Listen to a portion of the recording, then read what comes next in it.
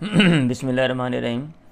بعض B S کے students نے مجھ سے یہ کہا ہے کہ میں ان کا ایگزام قریب ہے تو ان کے سلیبس میں سے بعض جو چیزیں وہ میں کروا دوں۔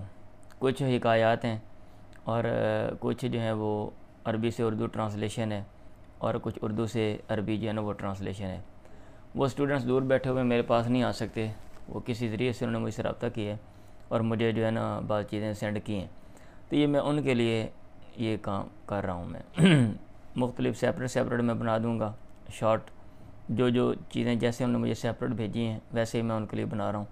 اگر ان کو کوئی چیز نہیں سمجھ آتی ہے تو وہ مجھ سے پوچھ سکتے ہیں، کوشش کروں گا کہ میں بات جو ہے نا وہ سمجھ آ جائے، ٹو دی پوائنٹ بات کروں۔ یہ حکایت نمبر 6 اور حکایت نمبر 9 جیسا کہ انہوں نے مجھے سینڈ کیا ہے اور آپ دیکھ رہے ہیں یہ اوپر اسکرین کے اوپر بھی آپ، تو اس کی ٹرانسلیشن ہے۔ قال حسن بصری، حسن بصری نے کہا قال ازجعت شاطن لاذبحها، میں نے ایک بکری کو لٹایا تاکہ میں اس کو ذبح کروں۔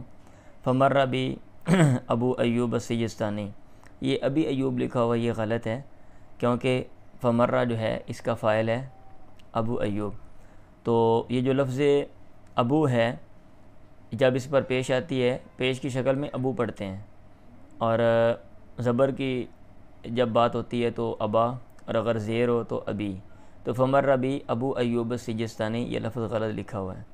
میرے پاس یہ ابو ایوب سجستانی گزرا، فالقیت شفرہ، میں نے وہ جو کیا کہتے ہیں چھری وہ پھینک دی۔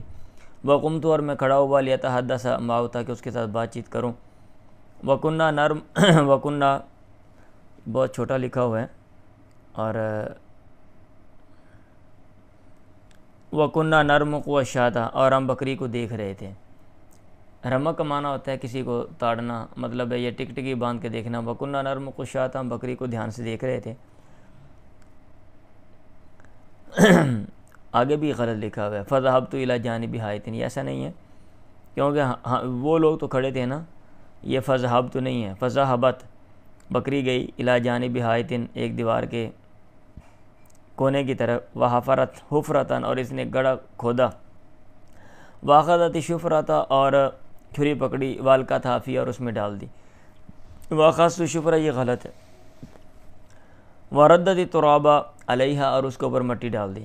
فقال لی ابو ایوب، اب یہاں پہ دیکھنے یہاں ٹھیک ہے، فقال لی ابو ایوب، ابو ایوب نے مجھ سے کہا، وہاں بھی تھا نا میرے پاس ہی ابو ایوب گزرے تو وہاں پہ ابو ایوب آپ نے لکھنا تھا۔ ابو ایوب نے مجھ سے کہا اما ترا، کیا تو دیکھ نہیں رہا کہ اس نے کیا کیا ہے؟ فتعجبنا غایت العجب، ہمیں بڑا تعجب ہوا۔ ثم آلیت نفسی، پھر میں نے اپنے اوپر قسم اٹھا لی، ان لا اذبح حیوانا بعد ذلک، کہ اس کے بعد کبھی بھی کوئی جاندار میں ذبح نہیں کروں گا۔ یہ حکایت نمبر 6 کا مجھے کہا گیا تھا، اور حکایت نمبر 9 کا اس میں ٹرانسلیشن کا۔ اشترا شفیق البلخی بطیقۃ لامرأتہ، شفیق بلخی نے ایک خربوزہ خریدا اپنی بیوی کے لیے، فوجدتھا غیر طیبۃ، اس نے اس کو پایا کہ وہ عمدہ نہیں ہے، یعنی ذائقہ اس کا اچھا نہیں ہے۔